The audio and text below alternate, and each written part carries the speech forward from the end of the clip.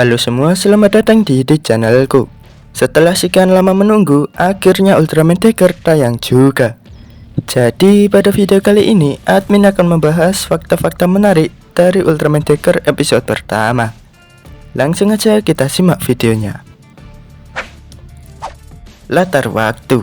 Seperti yang sudah kalian ketahui, bahwa pada episode pertama Ultraman Decker terjadi setelah 7 tahun dari series Ultraman Trigger. Di episodenya pun sudah dijelaskan, 7 tahun semenjak perdamaian dipulihkan, perkembangan antariksa berlangsung sangat cepat. Dan para monster pun tidak pernah muncul lagi. Tapi semua itu berubah ketika Sepia mulai muncul dan menyerang bumi dan juga Mars. Bahkan Sepia telah melockdown bumi. Kalau Mars gak tahu ya nasibnya kayak gimana. Kemunculan Sepia.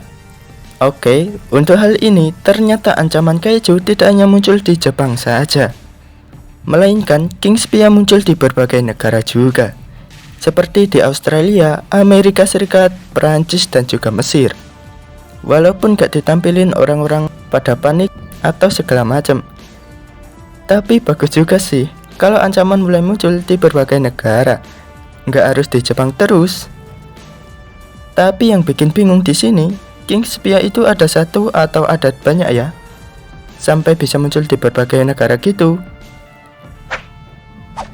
Pasukan God Select belum dibentuk. Lebih tepatnya God Select yang baru.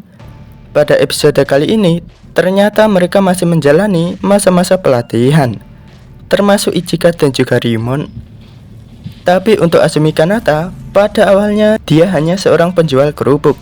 Dan pada akhirnya dia pun ikut bergabung di TPU dan harus mengikuti latihan dulu, baru bisa masuk ke God Select. Gak kayak Kengo ya, langsung dibawa masuk sama orang dalam. Dan untuk Muraushi sama Kaizaki itu udah beda lagi ceritanya. Pangkatnya aja udah beda banget guys. Makanya di God Select yang baru, mereka akan menjadi kapten dan wakil kapten. Keadaan Narsudes dan juga God Falcon. Nah, untuk masalah Narsudes dan juga God Falcon, ternyata di sini sudah diperbaiki semenjak dihancurkan sama Evil Trigger waktu itu. Dan untuk senjatanya ternyata gak dimodif sama sekali. Lalu untuk Narsudes mode naga, belum diketahui ya apakah masih bisa berubah ke dalam mode naga. Harusnya bisa sih. Dan saat perang sama Sepia itu keren parah asli. Tapi pas Spiasaurus muncul, baru tuh langsung gak bisa buat apa-apa. Auto mendarat tanpa arah. Ya itu karena kemampuan dari Spiasaurus. Rada unik sih kemampuannya. Kemampuan Spiasaurus. Yang pertama, gelombang elektromagnetik. Kemampuan yang jarang banget dimiliki oleh kaiju. Kemampuan ini dapat menyebabkan kendali jarak jauh menjadi tidak berfungsi.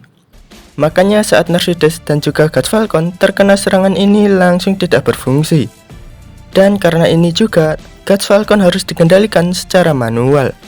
Waduh, kemampuan yang sangat merepotkan. Bahkan kaiju lain pun jarang yang mempunyai kemampuan ini. Paling umum ya cuma punya laser penghancur rumah aja. Oke, yang kedua, tangan.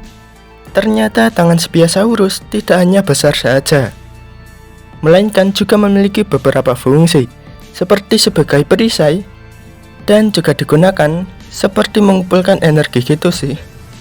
Mungkin itu aja kemampuan dari Spiasaurus. Kalau ada yang lain komen aja di bawah. Kemunculan Ultraman Decker.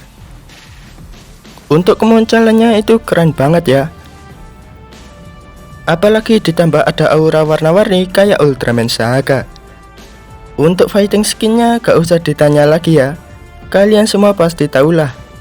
Hanya ada satu kata, keren.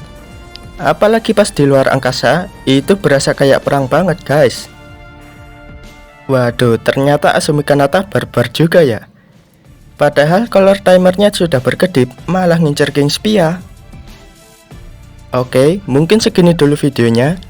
Oh ya, saat Decker muncul di hadapan Azumi Kanata, di sini Decker kayak bisa ngomong gitu ya.